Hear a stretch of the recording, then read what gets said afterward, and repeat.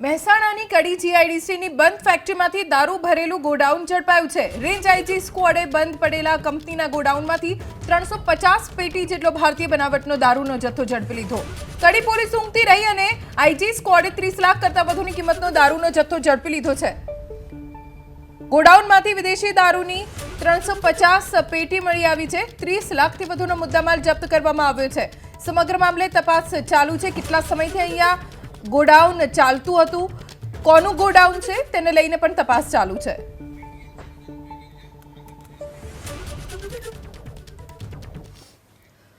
આંધ્રપ્રદેશ પોલીસના પાટણમાં દરોડા। હાજીપુર પાસે ગોડાઉનમાંથી ચંદનનો જથ્થો ઝડપાયો છે। પાટણ પોલીસને સાથે રાખીને ગોડાઉનમાં દરોડા પાડવામાં આવ્યા અને મોટા પ્રમાણમાં ચંદનનો જથ્થો જપ્ત કરવામાં આવ્યો છે। હાજીપુર પાસે ગોડાઉનમાંથી આ ચંદન ઝડપાયું છે। આ ગોડાઉન કોના નામે છે, કોણે ચંદનનો જથ્થો મોકલ્યો છે, ક્યાંથી આવ્યો છે તેને લઈને તપાસ ચાલુ છે। આવી રીતે ચંદનના લાકડા રાખવા એ ગેરકાયદે છે। ચંદનનું ઝાડ મંજૂરી વિના કાપી પણ ન શકાય।